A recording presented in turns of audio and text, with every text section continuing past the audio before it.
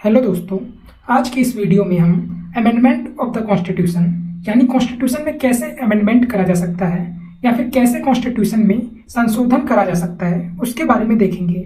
हम उसके बारे में काफ़ी डिटेल में देखेंगे, प्रोसीजर देखेंगे, अमेंडमेंट के टाइप देखेंगे और हर एक चीज़ बहुत डिटेल में देखेंगे और बिल्कुल बेसिक से पढ़ेंगे। तो चलिए स्टार्ट करते हैं अमेंडमेंट ऑफ द कॉन्स्टिट्यूशन। किसी भी देश का जो कॉन्स्टिट्यूशन बनाया जाता है वो उस समय के परिस्थितियों या उस समय के जो परिप्रेक्ष्य होता है, जो कंटेक्स्ट होता है, उसके आधार पर बनाया जाता है। जो भी हालात होते हैं उस आधार पर किसी भी देश का कॉन्स्टिट्यूशन बनाया जाता है। तो समय बीतने के साथ क्या होता है कि उस कॉन्स्टिट्यूशन को कुछ प्रोविजंस बदलने की या फिर चेंज करने की जरूरत पड़ती है, क्योंकि समय के साथ काफ़ी चीज़ें बदलती हैं और काफ़ी चीज़ें बदलने के साथ उस कॉन्स्टिट्यूशन में को भी चेंज करने की जरूरत पड़ती है। और इसी वजह से कॉन्स्टिट्यूशन में जो अमेंडमेंट का प्रोविजन है वो दिया गया है। दुनिया के कई कॉन्स्टिट्यूशन ऐसे हैं जिसमें अमेंडमेंट का प्रोसीजर है ही नहीं, यानी उस जब एक बार कॉन्स्टिट्यूशन बन गया तो उसे आप चेंज नहीं कर सकते। लेकिन इंडिया में क्या है, तो इंडिया में अमेंडमेंट का प्रोसीजर दिया गया है कि हाँ, कॉन्स्टिट्यूशन को जो बदलती कंडीशंस है या फिर बदलती जरूरतें हैं उसके हिसाब से अमेंडमेंट करा जा सके। तो इंडियन कॉन्स्टिट्यूशन में ये दिया गया है कि हम आगे अपनी बदलती ज़रूरतों के अनुसार या फिर कंडीशंस के अनुसार अपने कॉन्स्टिट्यूशन को उस हिसाब से एडजस्ट कर सकें अमेंडमेंट करके कॉन्स्टिट्यूशन में। तो इसलिए अमेंडमेंट दिया गया है।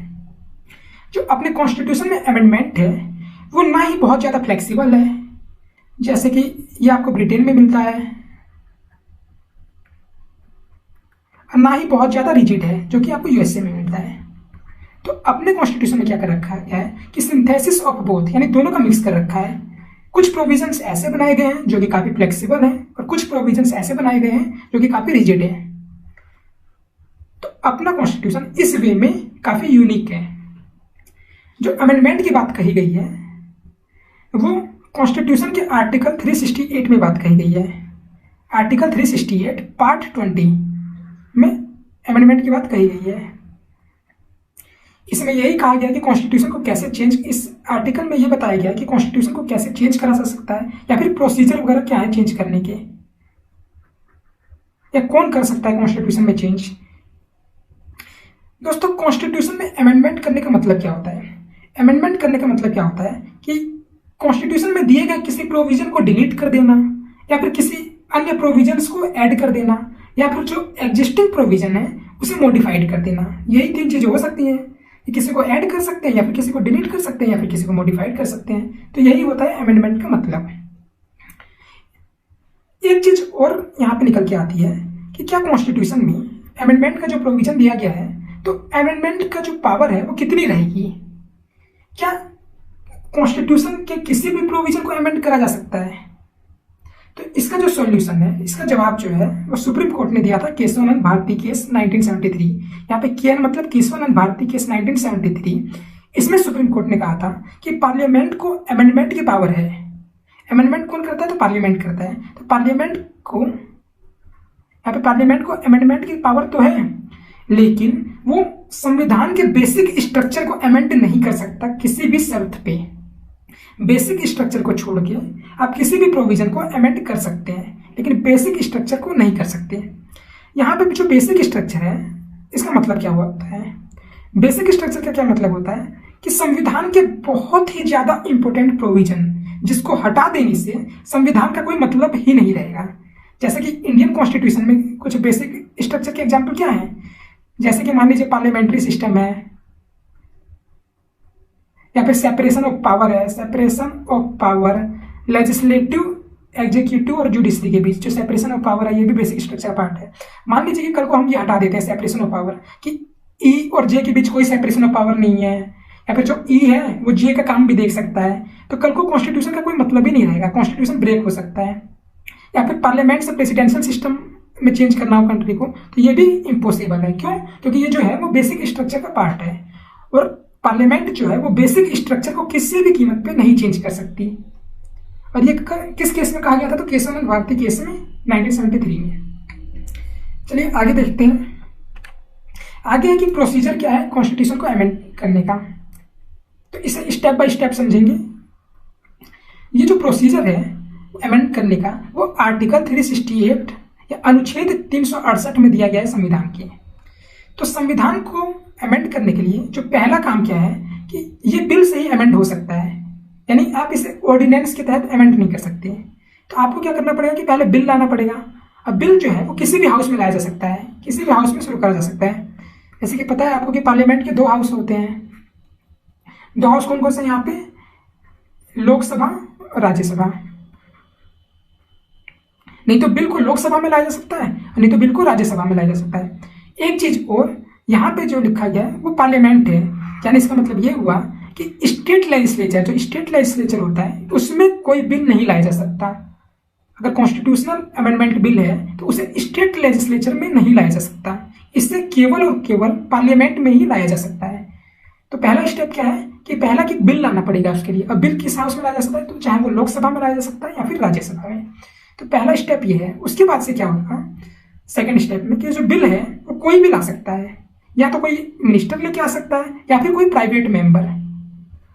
यहाँ पे प्राइवेट मेंबर का मतलब क्या हुआ? प्राइवेट मेंबर का मतलब हुआ कि पार्लियामेंट के वो मेंबर्स जो कि मिनिस्टर नहीं है वो सभी कौन कहलाएंगे? वो प्राइवेट मेंबर कहलाएंगे। और जो उनके द्वारा जो बिल लाया जाएगा उसे क्या कहा जाएगा? Private member bill. तो बिल जो है वो कोई भी ला सकता है, चाहे वो मंत्री हो चाहे फिर वो प्राइवेट मेंबर हो। और एक चीज और, जो बिल लाया जाएगा उसमें प्रेसिडेंट की परमिशन नहीं चाहिए होती है। कई बार ऐसा होता है कि कई बिल में हमें प्रेसिडेंट की प्रायर परमिशन चाहिए होती है, कि पहले प्रेसिडेंट परमिशन दे देता है उसके बाद से हम कोई बिल लेके आते हैं। लेकिन कॉन्स्टिट्यूशनल अमेंडमेंट में क्या है कि इसमें प्रेसिडेंट की प्रायर परमिशन नहीं चाहिए होता है। ठीक है। उसके बाद से क्या होगा कि उसके बाद से जो भी बिल आएगा जिस भी हाउस में आएगा तो वो दोनों हाउस में स्पेशल मेजोरिटी के साथ पास होना चाहिए। हम स्पेशल मेजोरिटी को आगे समझेंगे कि क्या होता है। अभी के लिए देखते हैं कि ये जो बिल आएगा वो स्पेशल मेजोरिटी के साथ पास होना चाहिए, और ये दोनों हाउस में स्पेशल मेजोरिटी के साथ पास होना चाहिए, चाहे वो लोकसभा हो चाहे वो राज्यसभा हो। उसके बाद से क्या है कि ये दोनों हाउस में पास होगा। यहाँ पे एक चीज और कि मान लीजिए कि अगर बिल को लेके कोई सा भी अगर कंफ्लिक्ट हो जाता है हाउस के बीच, तो इसमें जॉइंट सिटिंग का प्रोविजन नहीं है। जॉइंट सिटिंग का मतलब क्या होता है कि जब किसी बिल को लेके लोकसभा या राज्यसभा में कोई टकराव हो जाता है, तो मान लीजिए लोकसभा पास कर देती है उस बिल को और राज्यसभा नहीं करती है उस बिल को पास, तो यहाँ पे आती है क्लैश की सिचुएशन कि अब क्या करें। तो इसके लिए कॉन्स्टिट्यूशन में प्रोविजन है वो जॉइंट सीटिंग का है कि दोनों हाउसेस मिलके लोकसभा प्लस राज्यसभा के सभी मेंबरों को बुला के एक जॉइंट सीटिंग करवाया जाएगा, और उसके बाद से इस सीटिंग में बिल को पास कराया जाएगा सिंपल मेजोरिटी के साथ, लेकिन इसमें पास करा जाएगा। तो यहाँ पे हमने देखा कि जो कॉन्स्टिट्यूशनल अमेंडमेंट बिल होगा उसके लिए जॉइंट सीटिंग का प्रोविजन नहीं है। उसके बाद से क्या होगा कि मान लीजिए कि अगर कॉन्स्टिट्यूशन में जो कॉन्स्टिट्यूशनल अमेंडमेंट बिल लाया जा रहा है वो किसी फेडरल प्रोविजन को चेंज कर रहा है। फेडरल प्रोविजन का क्या मतलब क्या हुआ कि ऐसे प्रोविजंस जो कि कॉन्स्टिट्यूशन के फेडरलिज्म को बनाए रखने में हेल्प कर रहे हैं। जैसे कि मान लीजिए कि सुप्रीम कोर्ट की पावर हो गई, हाई कोर्ट की पावर हो गई, या फिर प्रेसिडेंट का इलेक्शन हो गया, तो ये सभी फेडरल प्रोविजन है जो कि इंडिया के फेडरलिज्म को बचाए रखते हैं। तो अगर इससे रिलेटेड कोई अमेंडमेंट लेके आना हुआ और इसके तहत कोई अमेंडमेंट लेके आया गया, तो उसके लिए क्या करना होगा कि उसके लिए तो एक स्पेशल मेजोरिटी चाहिए, प्लस इसके साथ साथ ratified by half of the state, यानी जितने भी स्टेट हैं उसके जो हाफ स्टेट है उनसे आपको रेटिफाइड करवाना पड़ेगा उस बिल को। इसका मतलब क्या हुआ यहाँ पे कि मान लीजिए कि इस समय इंडिया में कितने स्टेट है, तो इस समय 28 स्टेट है, तो 28 का हाफ क्या हो गया, तो 14 हो गया। तो 14 स्टेट अगर इस बिल को रेटिफाइड करेंगे, रेटिफाइड का मतलब क्या होता है कि सिंपल मेजोरिटी से पास कर देना। यहाँ पे ध्यान रखना कि जो स्टेट है उन्हें सिंपल मेजोरिटी से पास करना है, और ये 14 स्टेट अगर सिंपल मेजोरिटी से पास कर देते हैं इस बिल को, तो उसके बाद से ये बिल को आगे प्रोसीड करा जाएगा। ठीक है। अब उसके बाद से क्या होता है कि जो बिल आगे बढ़ता है तो उसके बाद से इसे प्रेसिडेंट के पास भेजा जाता है, प्रेसिडेंट के एसेंट के लिए। यहाँ पे प्रेसिडेंट को सहमति देनी होती है अपने उस बिल से रिलेटेड। यहाँ पे प्रेसिडेंट को अपनी जो सहमति है या फिर एसेंट है वो देना मस्ट है। इसका मतलब क्या हुआ कि प्रेसिडेंट ना ही इस बिल को विदहोल्ड कर सकता है, प्रेसिडेंट यहाँ पे विदहोल्ड नहीं कर सकता। विदहोल्ड मतलब क्या होता है कि रोक के रखना, तो प्रेसिडेंट यहाँ पे रोक के भी नहीं रख सकता इस बिल को, और ना ही इसे पुनः विचार या फिर रिकंसिडरेशन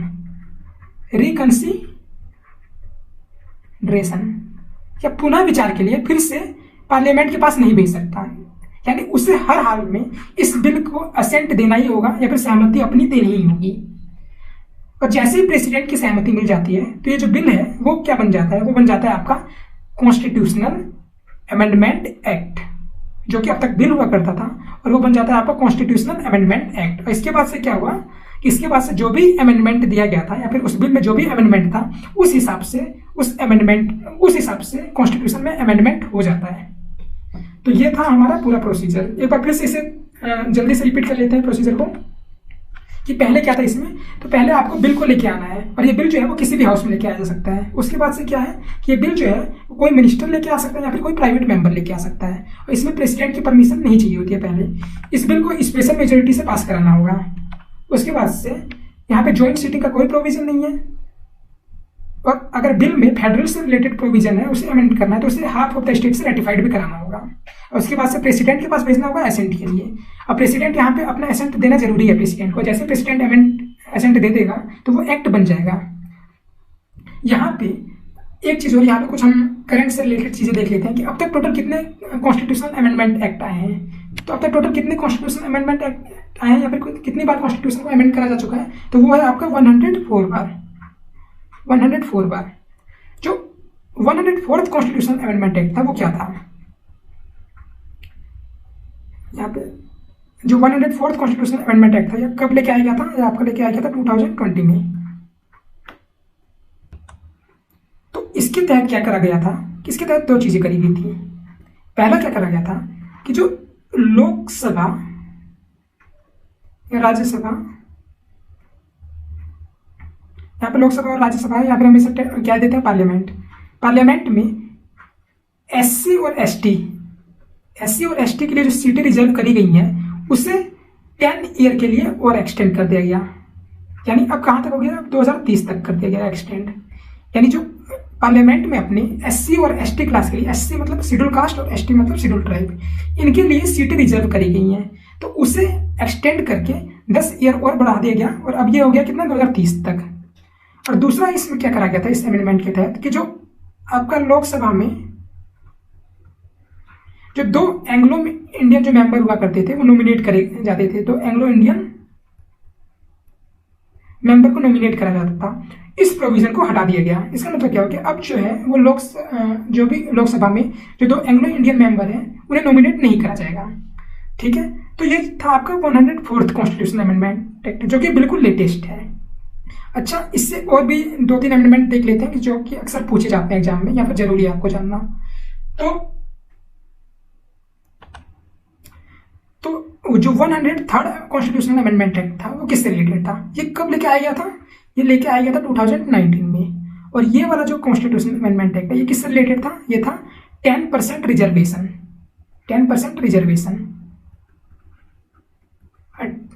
10% रिजर्वेशन किसे देने की बात हुई थी, economically weaker section, EWS category को। ये आपका 103rd कॉन्स्टिट्यूशनल अमेंडमेंट एक्ट था। अच्छा, 102nd कॉन्स्टिट्यूशनल अमेंडमेंट एक्ट क्या था, 102nd, ये कब लेके आया गया था, ये लेके आया गया था आपका 2018 में। और इसके तहत क्या करा गया था कि जो आपका national commission for backward class है, national commission for backward class, जो कि अब तक एक स्टैट्यूटरी बॉडी हुआ करती थी, उसे कॉन्स्टिट्यूशनल बॉडी बना दिया गया। कॉन्स्टिट्यूशनल बॉडी यानी स्टैट्यूटरी बॉडी से कॉन्स्टिट्यूशनल बॉडी में चेंज कर दिया गया। अच्छा, ये जो स्टैट्यूटरी बॉडी का मतलब क्या होता है, तो स्टैट्यूटरी बॉडी का मतलब ये होता है, अब ऐसा ही है, स्टैट्यूटरी बॉडी का मतलब क्या होता है कि ये जो ऑर्गेनाइजेशन है या फिर बॉडी है वो किसी एक्ट के तहत बनाई गई है। जैसे कि आपका NHRC हो गया, नेशनल ह्यूमन राइट कमीशन, तो ये स्टैट्यूटरी बॉडी का एग्जांपल है। जबकि कॉन्स्टिट्यूशनल बॉडी क्या होती है, कॉन्स्टिट्यूशनल बॉडी इस बॉडी को या फिर ये ऑर्गेनाइजेशन जो भी बना है इससे रिलेटेड कॉन्स्टिट्यूशन में आर्टिकल दिया गया है। इसका मतलब ये भी हुआ कि कॉन्स्टिट्यूशन में इसका प्रोविजन है इस बॉडी को बनाने का। जैसे कि इसके एग्जांपल क्या हो गए, तो इसका एग्जांपल है इलेक्शन कमीशन हो गया, आपका UPSC हो गया, तो ये सब इसके एग्जांपल है। तो 102nd कॉन्स्टिट्यूशनल अमेंडमेंट एक्ट के तहत हमने ये करा था। अच्छा, 101st कॉन्स्टिट्यूशनल अमेंडमेंट एक्ट क्या था, ये कब लेके आया गया था, ये आपको लेके आया गया था 2017 में। और इसमें क्या करा गया था, तो ये GST से रिलेटेड था। तो हमने ये कुछ लेटेस्ट कॉन्स्टिट्यूशनल अमेंडमेंट एक्ट देखे कि इसमें क्या क्या करे गए थे। चलिए आगे देखते हैं, और भी कई चीज़ें हैं। आगे जो है कि अपने कॉन्स्टिट्यूशन को जो अमेंड करा जा सकता है, जो अमेंड किया जाता है, तो किस तरीके से करा जा सकता है। तो ये जो 3 तरीके हैं, तो कॉन्स्टिट्यूशन को कितने तरीकों से या फिर कितने वेज से अमेंड करा जा सकता है। तो कॉन्स्टिट्यूशन को 3 वेज से अमेंड करा जा सकता है, बाई सिंपल मेजोरिटी के साथ, बाई स्पेशल मेजोरिटी के साथ, और तीसरा special majority plus ratification half of the state. Simple majority का क्या मतलब होता है। सिंपल मेजोरिटी का मतलब ये होता है कि मान लीजिए कि ये लोकसभा है, तो इसका मतलब क्या होगा, इस लोकसभा में जितने भी मेंबर प्रेजेंट हैं और वोटिंग कर रहे हैं, जो प्रेजेंट है और वोटिंग कर रहे हैं, उनकी मेजोरिटी। मान लीजिए कि यहाँ पे अगर 400 हैं, 400 प्रेजेंट है और वोटिंग कर रहे हैं, तो इसका मतलब क्या हुआ कि 200 प्लस जो है वो सिंपल मेजोरिटी में कहलाएगी। 200 मोर देन 200, ये सिंपल मेजोरिटी का एग्जाम्पल हुआ। स्पेशल मेजोरिटी का क्या मतलब हुआ। तो स्पेशल मेजोरिटी का मतलब होता है कि ये 2 कंडीशंस फॉलो करनी पड़ती हैं। कौन कौन सी। पहला है कि हाफ द टोटल मेंबर। पहली कंडीशन क्या है कि जो टोटल मेंबरशिप है उस हाउस की, उसके हाफ या उससे ज्यादा लोगों की परमिशन चाहिए होती है। और दूसरा क्या है, 2/3 मेंबर प्रेजेंट एंड वोटिंग। ये जब दोनों कंडीशन फुलफिल करी जाती हैं तो इसे स्पेशल मेजोरिटी कहते हैं। स्पेशल मेजोरिटी को आइए थोड़ा सा एग्जांपल से समझते हैं कि मान लीजिए कि ये हाउस है कोई, मान लीजिए कि एक हाउस है, मान लीजिए कि एक हाउस है और इसकी जो स्ट्रेंथ है, मतलब कि टोटल मेंबर्स इसमें है वो कितने हैं, 100 हैं। तो इसमें पहली कंडीशन क्या होगी। पहली कंडीशन मैंने बताया कि half the total membership of house, यानी टोटल मेंबरशिप कितनी है, 100 है, तो इसका हाफ कितना होगा, 50, यानी 50 से ज्यादा। तो यहाँ पे अगर 51 मेंबर या उससे ज्यादा परमिशन दे देते हैं तो ये पहली कंडीशन फुलफिल हो जाती है।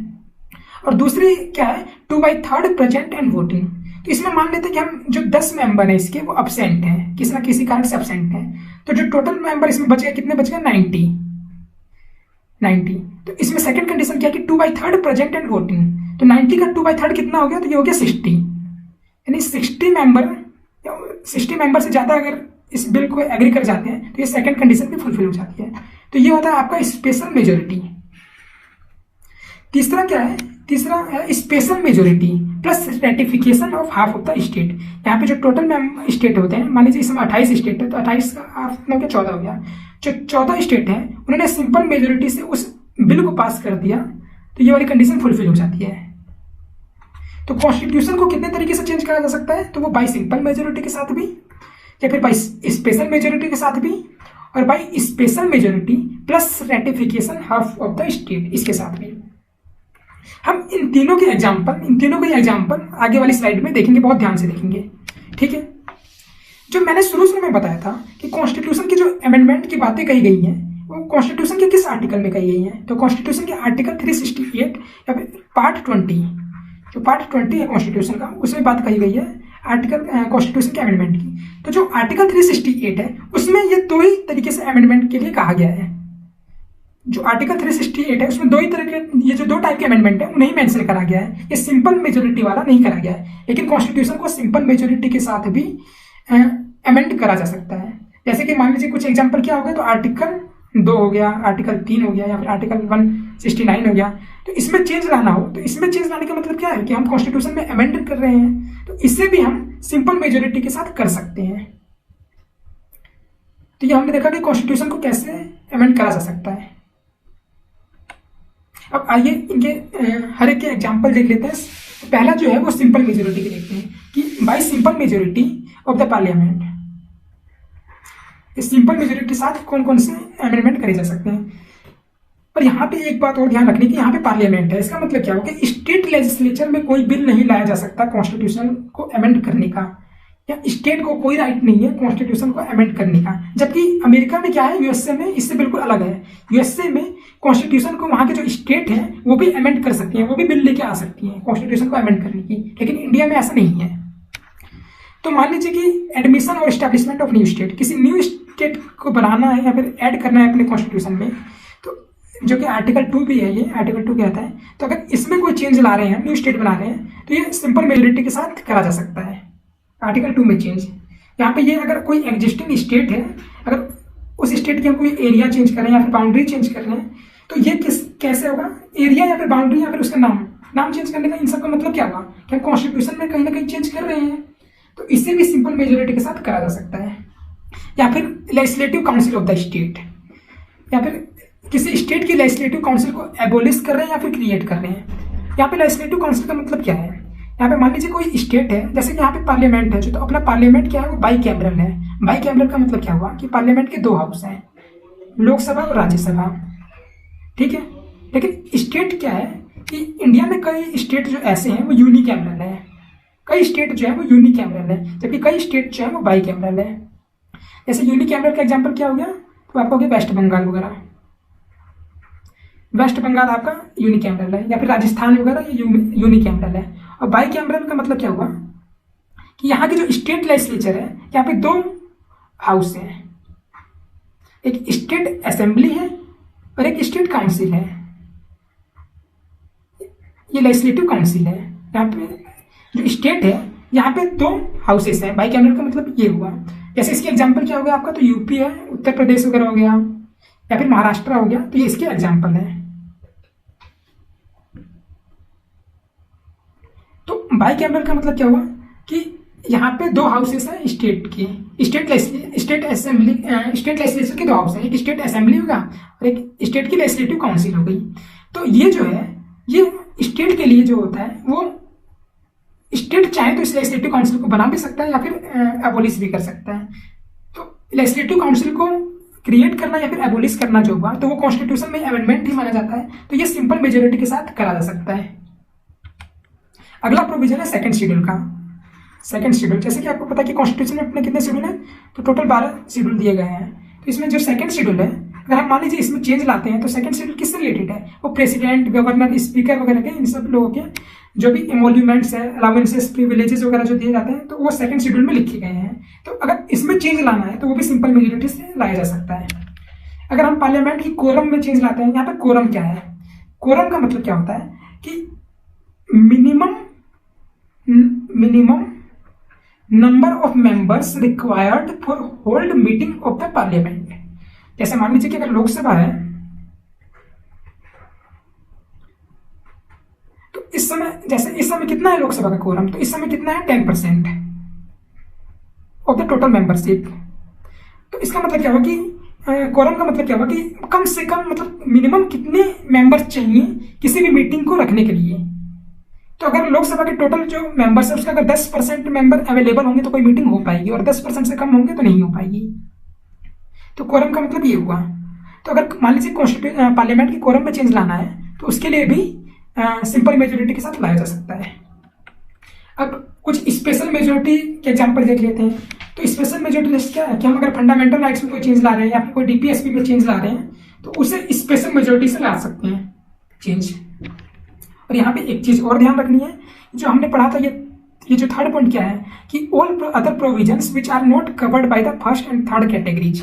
इसका मतलब क्या हुआ कि जैसे हमने यहाँ पे देखा था कि ये 3 कैटेगरी हैं, तो जो इस कैटेगरी में नहीं आएंगी या फिर इस कैटेगरी में नहीं आएंगी वो इस कैटेगरी में आएंगी।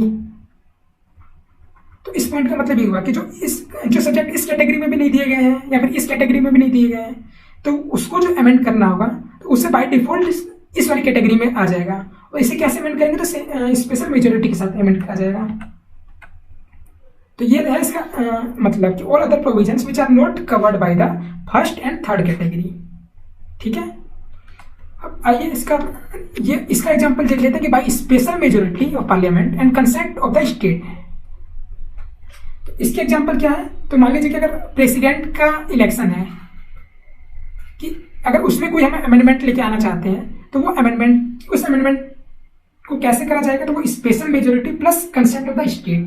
क्योंकि मैंने पहले भी बताया था कि कंसेंट ऑफ द स्टेट किस में चाहिए होता है कि अगर कोई ऐसा प्रोविजन हो जो कि कॉन्स्टिट्यूशन के फेडरलिज्म को अगर इम्पैक्ट कर रहा है या प्रभावित कर रहा है तो उस प्रोविजन के लिए हमें स्टेट की भी परमिशन लेनी होगी उस प्रोविजन को चेंज करने के लिए।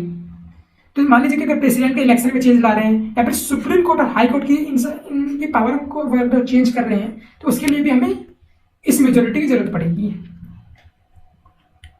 या फिर जो स्टेट और यूनियन और स्टेट के बीच जो लेजिस्लेटिव पावर का डिस्ट्रीब्यूशन कर रहे हैं कि किन किन सब्जेक्ट पे स्टेट या फिर यूनियन लॉ बना सकती हैं, अगर इसमें भी डिस्ट्रीब्यूशन करा जा रहा है तो उसके लिए भी ये वाली मेजोरिटी की जरूरत पड़ेगी। या फिर हम जीएसटी काउंसिल आपको पता ही होगा कि ये जीएसटी काउंसिल क्या है कि इससे फाइनेंस मिनिस्टर जो होते हैं वो इसके हेड होते हैं और इसमें हर स्टेट का रिप्रेजेंटेशन होता है। और इसका काम क्या होता है, तो इसका काम जो होता है इसके ये मल्टी मेंबर्ड बॉडी होती है। मल्टी मेंबर्ड बॉडी का मतलब क्या होता है कि बहुत सारे सदस्य होते हैं इसमें। और इसका काम क्या होता है कि जीएसटी रेट फिक्स करना और भी अन्य काम होते हैं कि किस वस्तु पे कितना टैक्स लगाया जाएगा, तो इस काउंसिल का काम होता है, जीएसटी काउंसिल का। तो अगर जीएसटी काउंसिल में भी कोई चीज लाना है तो उसके लिए भी हमें इस वाली मेजोरिटी से लाना पड़ेगा। या फिर जो 7th शेड्यूल है, 7th शेड्यूल क्या है यहाँ पे कि इसमें लिस्ट ऑफ सब्जेक्ट दिए गए हैं। अगर उनमें भी चेंज लाना होगा तो ये उसके लिए भी हमें इस मेजोरिटी का सहारा लेना पड़ेगा। जैसे 7th शेड्यूल में कितने लिस्ट दिए गए हैं, तो 4 लिस्ट दिए गए हैं। एक सेंट्रल लिस्ट दिया गया है, एक स्टेट लिस्ट दिया गया है, एक कंकरेंट लिस्ट दिया गया है, एक रेसिडुअरी लिस्ट दिया गया है। तो जो सेंट्रल लिस्ट है उसमें सेंट्रल गवर्नमेंट ही लोग बना सकती है, स्टेट वाले पे कौन बना सकते हैं, तो स्टेट गवर्नमेंट। और जो कंकरेंट लिस्ट है उसमें सेंटर भी बना सकती है, जो कंकरेंट लिस्ट है तो उसमें सेंटर भी बना सकती है, उसमें स्टेट भी बना सकती है। लेकिन अगर इन दोनों के बीच क्लैश हो जाए तो जो सेंटर ने लॉ बनाया है वो प्रिवेल करेगा, वो डोमिनेट करेगा और स्टेट वाला लॉ नहीं माना जाएगा। तो इसका मतलब क्या है, कुल मिला जुला के यहाँ पे जो सेंट्रल गवर्नमेंट है उसकी ज्यादा पावर है। और रेसिडुअरी लिस्ट का मतलब क्या हुआ, इसमें ऐसे सब्जेक्ट हैं जो कि ना इसमें कवर है, ना इसमें कवर है, ना इसमें, तो वो इसमें दिया गया है। तो इसे पावर किसे दिया गया, तो सेंट्रल गवर्नमेंट को दिया गया है, सेंटर को दिया गया है। तो अगर इसमें हमें चेंज लाना है, इनके सब्जेक्ट को चेंज करना है या फिर एक सब्जेक्ट को दूसरे सब्जेक्ट में ट्रांसफर करना है, तो उसके लिए भी क्या जरूरत पड़ेगी हमें, तो उसके लिए भी हमें इस वाले मेजोरिटी की जरूरत पड़ेगी, special majority plus consent of half of state. या फिर representation of state in parliament, कि कौन से स्टेट का कितना रिप्रेजेंटेशन रहेगा पार्लियामेंट में, अगर उसमें भी चेंज लाना है तो उसके लिए भी इस वाली मेजोरिटी की जरूरत पड़ेगी। जैसे कि यहाँ पे क्या होता है कि स्टेट की जो रिप्रेजेंटेशन है वो अलग अलग स्टेट की अलग अलग रिप्रेजेंटेशन है। जैसे यूपी है तो यूपी का रिप्रेजेंटेशन अलग है, क्योंकि ये ज़्यादा है तो इसे लोकसभा में भी ज़्यादा सीटें दी गई हैं और राज्यसभा में ज़्यादा सीटें दी गई हैं। तो अगर इसमें कुछ चेंज लाना है तो उसके लिए भी हमें इस मेजोरिटी की जरूरत पड़ती है। या फिर लास्ट में देखते हैं कि आर्टिकल 368 अमेंडमेंट से रिलेटेड है, और अगर हमें इसमें ही चेंज लाना है 368 में, तो उसके लिए भी हम इसी मेजोरिटी का यूज करेंगे, special majority plus consent of the state. तो आज की इस वीडियो में हमने देखा कि कॉन्स्टिट्यूशन में कैसे संशोधन या फिर अमेंडमेंट करा जा सकता है, इसमें जो लेटेस्ट अमेंडमेंट करे गए हैं वो कौन कौन से करे गए हैं, अमेंडमेंट करने का प्रोसीजर क्या है, कितने तरीके से अमेंडमेंट करा जा सकता है, आर्टिकल 368 में किस किस टाइप के अमेंडमेंट दिए गए हैं, और इन तीनों कैटेगरीज की हमने एग्जाम्पल भी डिस्कस करे थे। होप आपको वीडियो पसंद आई होगी। धन्यवाद।